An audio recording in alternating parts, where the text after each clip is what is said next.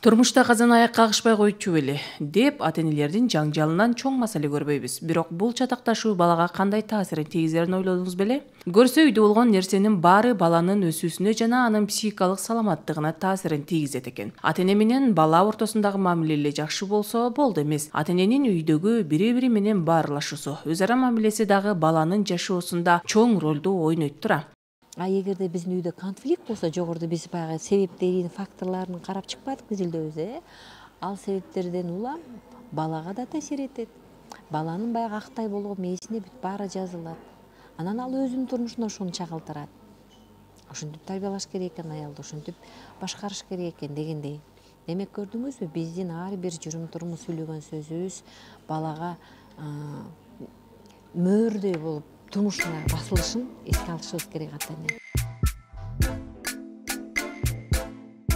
Баланын жан дүйнө тынчтыгынан тартып, анын окуусундагы ийгилиги, келечектеги жүрүм турумуна чейин ушундан көз каранды. Такай болуп турган үй бүлөлүк жаңжалдар алдында жашаган балдарда ар кандай жаш курагында баш мээнин өнүгүүсүнүн бузулушу, уйкунун бузулушу, тынчсыздануу, депрессия, жүрүм турумдагы көйгөйлөр сыяктуу олуттуу маселелер пайда болот. Катуу кыйкырышып, кол көтөрүшкөн үй бүлөгө караганда сөз менен акырын жайгарып, алган бүлөдөгү балдарга жогорудагыдай көйгөй аз же дээрлик жок кесе дейт иликтөөчүлөр.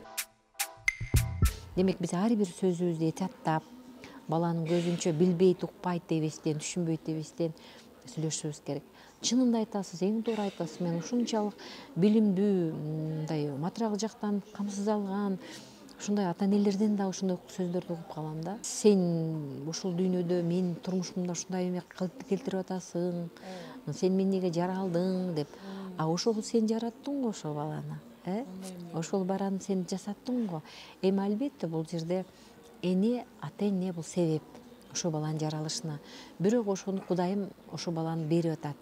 Ошол адамга, мына сага бала деп, балага зар болуп жүргөндөр канча.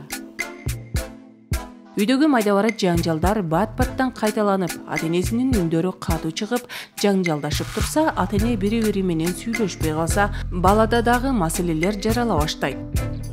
Ошондой зордук, зомбулук көргөн учурда көрө анан баланы экен качат да бір күн качып кетет. Бул уже биги деген баягы биздеги принцип. Качып кетет. Кай качкан өзү да билбейт. Иши кылса ошол зомбулуктан качыш керек. Алыс болуш керек. Анан экири замири бизде тоңуп калат. Же бизде баягы селейип калат. Ал ушуп тура берет. Урушса деле тура берет. Ал деген ошо уже ошондой кабыл албай калды уже. Анын психологиясы кабыл албай калды. Ал уже тоңуп калды. Анан тоңбой өл, селейбей өл деп анан биздикилер ушу эсиң ообой өл деп. Көрдүңүз баягы зомбулуктун психикага тийгизген таасирини. Бул бизде илимий изилденген терминдер да.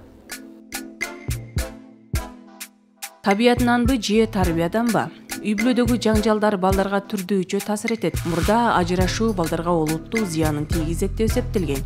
Эми психологдор балдарга үй бүлөдөгү ата-эненин жаңжалы андан бетер терс таасирин этет деп терс таасирин тийгизет тыянак чыгарууда. Баланын психикалык саламаттыгы тууралуу сөз кылганда, баланын табияты дагы маанилүү.